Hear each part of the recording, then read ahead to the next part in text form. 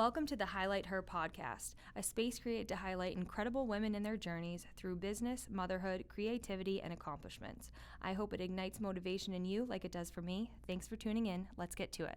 Hi, T. Hi. We are here today with Teghan Baril. She is the owner and founder of Rinse Salon in Salem, New Hampshire, and she is also my bonus sister, Yes. which is cool. My stepsister, bonus sister. I like bonus sister better. That is It's cooler. cuter. Yeah. So I brought you on here today because you, again, are a badass business owner, newly. you. How long has Rinse been open now? About just under 3 months. Yeah, and Yep. it's been like April 17th. a huge accomplishment for you. Yeah. So one thing that kind of sets you apart that I wanted you on here is you have had this goal in mind for how long? time. Since you started hair school or before?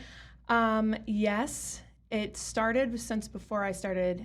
It started like before I went to hair school. And then when I was in hair school, I was like, no way. And then when I was like 23, I was having like a little bit of a midlife crisis. And I was like, I either want to open a salon or I'm going back to school to do something totally different. And I went to business school. And I was like, nah, I'm totally a hairdresser. Like, Yeah. I want to open a salon. Yeah. Yeah. And I think like it's just so amazing that you have had this one goal in mind. You have stayed on track. You have not veered off track. And here you are, Yeah. and you made it happen. Yeah. So talk me through, I mean, I want to get into kind of the story of how it opened and how you got there, but I think it's really cool that you have had this goal for years and years and years, and you haven't veered. So tell me a little bit about like, how have you had your eye on the prize and like really made it happen? I think that the salon industry and the hairdressing industry it's so competitive, and unfortunately it's competitive in a lot of like negative ways. Yeah. And one of my main goals to opening a salon was wanting to change that and have it be a positive experience working in a salon.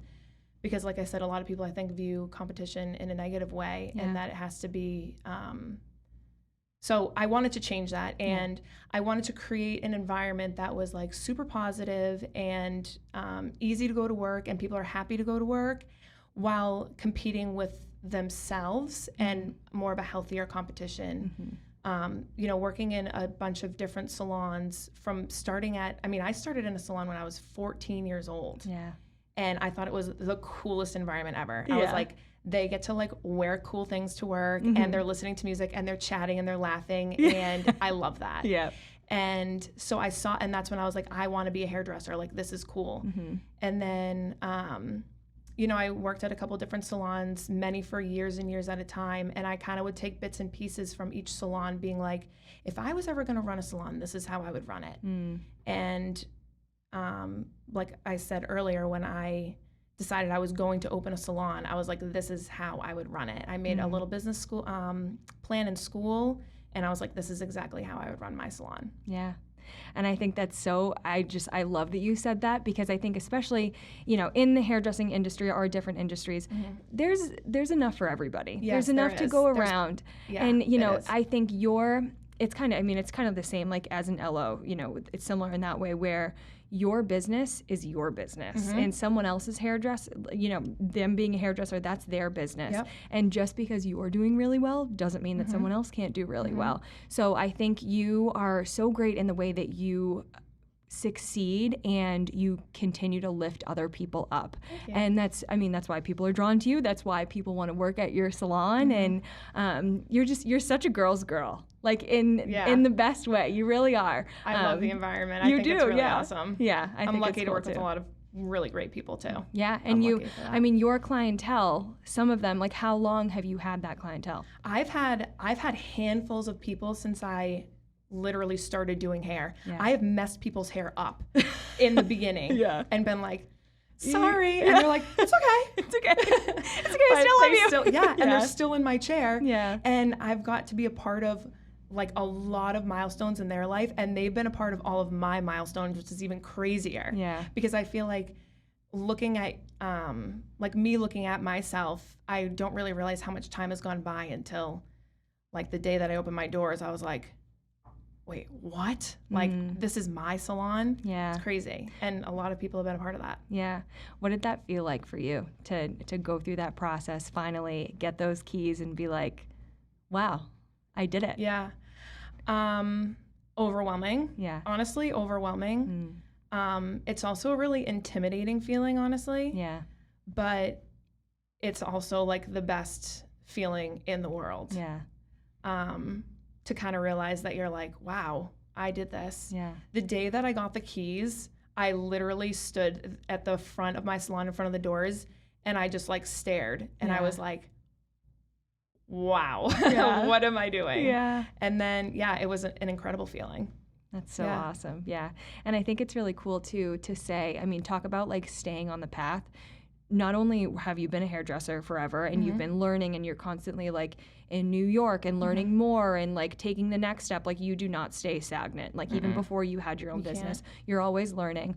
But I think it's really cool that you went to business school and you completed business school because I know that there was maybe halfway, maybe even before halfway, you were like, hell no. Yeah. I hate this. I don't literally want to do this. was like, what am I doing? Why am I doing this? Yeah. And but you did it. And you kind of, you stuck with it.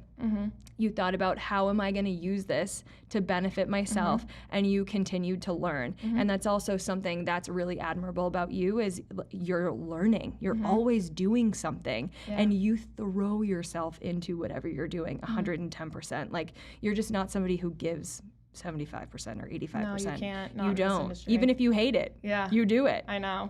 I mean, even a funny story. So Teghan also like had a bit where she was like, I'm not really doing anything new. So you did a body competition. Yeah.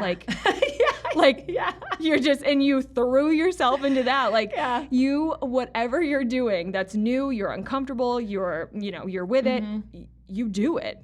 And it's you follow a lot of it through. Like growth. Yeah. It was a lot of, I think because deciding what I wanted to do in my, like very early on in my life, I felt like it's with anything, right? Like you hit stagnant points where you're like, oh, I'm going to do this for the rest of my life. Like there's a long time left for this. So that's kind of where I started to like veer, not away because I never strayed away from doing hair, but I did, I even decided I was going to do, like I was one of what are those girls that they go to the bars? Oh, promoters. You did that. Yes. I did that for a little while too. Yep. And it was all really cool to be able to do that because it was almost like networking. Like looking at, in hindsight now, it was like networking. People are like, oh my God, you're a hairdresser? That's so funny. Like I need a hairdresser. I just moved to the area. You network that way. I met a lot of people doing bodybuilding that way. And I got to build a pretty cool clientele doing all that. Yeah. So, And I think it's great because all that entire clientele, people have been drawn to you. Like people don't look through your book of what you've done to hair and then pick their, that now I'm going to book an appointment with you. No, I think now they do with like you building your Instagram and all that. But originally people were drawn to be your clients because they met you and they love you and you just let off that energy that is so positive and joyful and like, someone can talk to you for 5 seconds and they feel like you're their best friend. And you remember things about people. Like when I'm in the salon and, I'm not in the chair and I'm just noticing you talk to other people. And every time I'm in there in the chair, there's someone that I don't know and I've never seen before, but you know about their family and what they do for work. And like you get to know people and you are actually genuinely invested in their family and their story. And I think that to be actually like genuine in that's not something that happens often, and that's why you are where you are today, I think. Thank you. Yeah. It's also it's kind of like humbling for me when somebody sits in my chair and I'm like, they're trusting me to do their hair. Like these really important women and men who are either they're on TV or they have these really important like corporate jobs and they trust me to like make them look and feel really good about themselves. That's huge. And it's really cool. I'm lucky for that. You are. So I know that you have faced a lot of challenges to get where you are today. Some of them have just been internal, some of them have been external. I think you've had to face like a lot of backlash and negativity that always comes with, when you are growing and expanding. What has that been like for you, and what do you think your biggest challenge has been? One of the biggest challenges of being a hairdresser is people view it negatively. There's a lot of people who view hairdressing as like the easy way out. They love to call it that. or that, you know, we are just standing in a salon all day long getting our hair done and doing each other's hair, and that we're just like laughing all day long. And hairdressers are really hard workers. Yeah. Some of the hardest workers I know are hairdressers. Yeah. We work long days, a lot of like long hours at a time without eating, and we're back to back all the time. And a lot of people don't really see what that's like.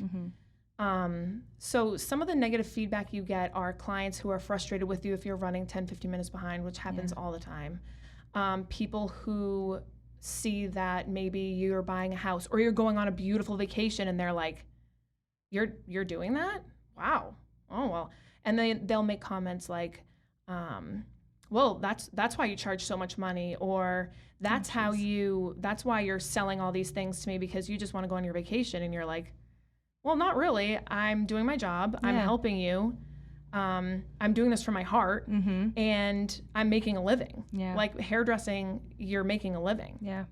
So I think trying to change the negative outlook people have on being just a hairdresser is a challenge in itself, because you have to remain like very focused on the fact that you are proud to be a hairdresser, and you know you work hard, and you've gone to school and you take your classes and you are constantly learning and evolving, whether you're laying on your couch at 9:30 p.m. scrolling on Instagram watching hair videos, or you're waking up at 6 a.m. to drive to Boston to make it for an 8 a.m. class, to sit in that class for 9 hours for the day with other hairdressers and take another class in further education. You have to know that, so when people are being negative towards you or making those negative comments, you have to be like, no, I know that I am a hard worker, and I don't really have to prove that to you, but I know that internally. Yeah. And I think that's so great. I think it's really admirable that you're trying to change the narrative. You're recognizing, you know, the negativity that's put on it. You have recognized the negativity that could just float in a salon, and you're doing everything you can to change that and kind of pull your place of work and your, you know, the people who work for, not for you, but in your salon, you are trying to change that, which I think is so awesome. I think that your clients are going to realize that, you know, people like coming in. People, I'm so lucky. Like, I feel like people genuinely, like, people are always saying at Rinse, they're like, the vibes in here are just so like chill and calm and happy. And I'm like, that is what I wanted. Yeah. And when there is negativity in the air, even if you're not hearing anything, you can feel it. Like, always. It is. And same thing with like when people are happy and joyful and there's positivity in the air, people can feel that too. Yeah. So especially if someone's coming in, they're taking an hour, half hour, 45 minutes out of their day. I want to sit there and feel the positive vibes around. It is so I want to important. sit there, have a glass of wine and chill. And, it's so important. And talk. You know, I have relationships with these people. Like it's more than just like me doing their hair and me being like, how's your dog? How's your, you know, job? It's like, I know a lot about these people. Yeah. So a lot of people do come in and they just need a break. Sometimes they don't want to talk, or sometimes they do want to talk about what they're going through in their life. Like, I'm lucky that I'm the one that I'm like, they trust me with this. Yeah. And I always want it to be like a positive environment where people, if you are in a great mood or not, and you're still comfortable there. Yeah. That's what I like. Yeah, that's awesome. Yeah. And so I think like another question, or maybe you have thought about this, maybe you haven't, you have kind of hit the goal that you have set for yourself and you've worked your ass off. You've got to where you wanted to come. What do you think your next goal is? Like, you're always hitting something. You're always coming up with something to do next. Like, what do you think it is next for you? I think I don't have any plans to ever open like a second location or anything like that. I like I named it Rinse Hair Studio because I think studio is it reminds me of like, not small, but like concentrated or focused on hair. I never really had the desire to open a salon, which covers like aesthetics and tanning and makeup and like all those other wonderful things. Yeah. So to open something bigger, maybe one day. Yeah. But to have another location, I don't really know that I'm gonna go for that. Yeah. Personally, I'd love to get involved in maybe, like, I even toyed around with the idea of having my own hair extension line. Wow. Or maybe making a hair product line, like something that there's a lot of phenomenal product lines that come from New Hampshire. And I'm like, I feel like I never really thought of that until now I have a salon. Now I question that. What is next? Yeah. I don't know. Yeah. Well, there is absolutely no doubt in my mind, whatever you set, you're going to reach it. I mean, I think like your dad's probably going to listen to this and cry. He is 100% going to cry. Definitely. And if he was here, like he talks so highly of you. And so do we, but you seriously are one of the hardest working people that I know. Thank You you. set a goal, you make it happen. Like nothing thrown in your way throws you off. If it does, I mean, we're all human, like sometimes, but you make it happen. And that's just so awesome. So whatever you do next, I know you're going to succeed. I love to watch what you've done and watch you keep going. And I'm just really proud of you. Thank you. You're Thank you welcome. so much. Yeah, Thank you are so welcome. So where can everyone hear about Rinse, see, stuff that goes on at Rinse, or contact you? We are on Instagram. We're on Facebook, email, Google, really anywhere, any social media platform we're on. What's it on? So Instagram is at Rinse Hair Studio. Okay. Email and Google is rinsehairstudio221@gmail.com. Okay, good. And I'll put Teghan's contact information in the show notes as well. Yes. Thanks for coming on today, Thank T. you. You're welcome. Thank you. Good.